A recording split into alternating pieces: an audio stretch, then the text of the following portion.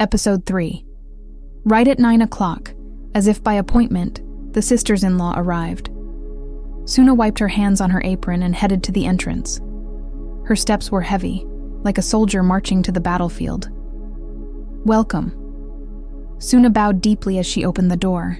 The eldest sister-in-law, Mira, entered first.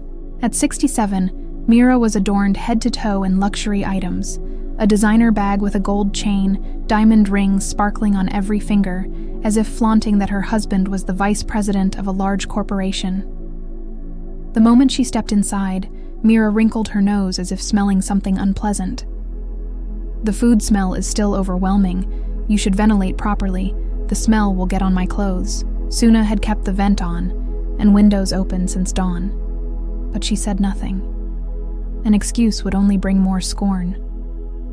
"I'm sorry. I'll open the windows more." Mira looked around the house as she entered the living room. Her eyes were full of contempt, her expression as if she were looking at something dirty. Why is the house so dark? The wallpaper looks over 10 years old, and the furniture is all worn out.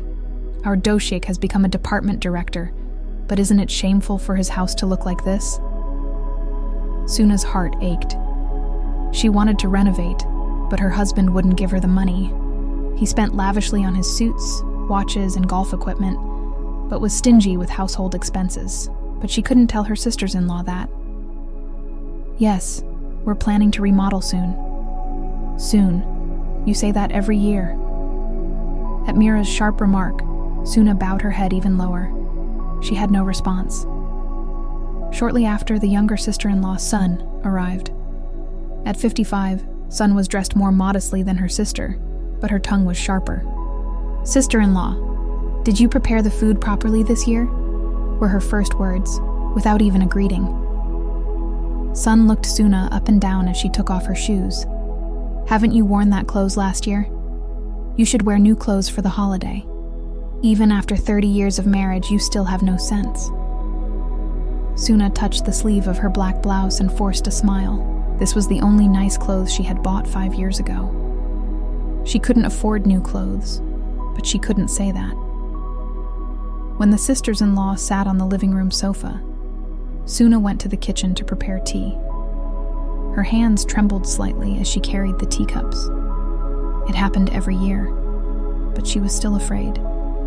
"Have some tea." As Suna set down the tea, Mira took a sip and immediately frowned.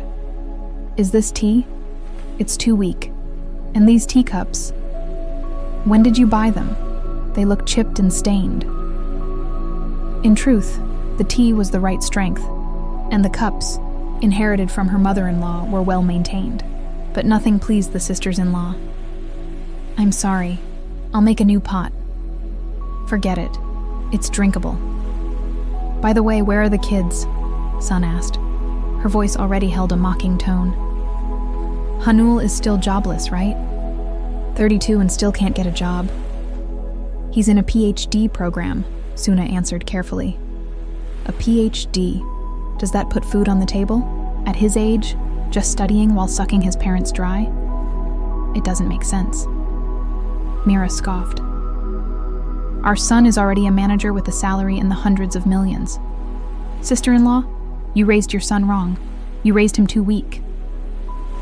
Suna bit her lip. Hanul was a diligent and smart son. He was on scholarship and his papers were published in international conferences. But to her sisters-in-law, he was just unemployed. "What about Yaren? When is she getting married?" Sun asked again.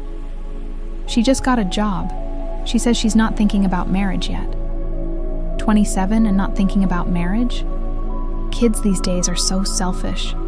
They don't think about their parents' feelings. Right. In our day, we'd have had 2 kids by that age. I guess the daughter is like that because the mother is a bad example.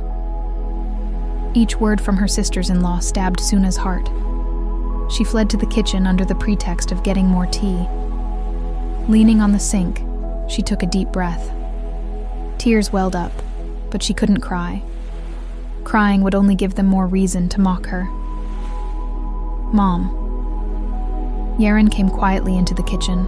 Her daughter's face was full of anger. "The ants are terrible. Why do they always pick on you? It's okay. I'm used to it. You shouldn't get used to it. This is wrong. Yeren was right, but Suna was too exhausted. She had no strength or courage left to fight. You go out. Greet your aunts. No? Why should I greet people like that? Yeren, please, don't make it harder for me. At Suna's desperate plea, Yeren reluctantly went to the living room. Cliffhanger.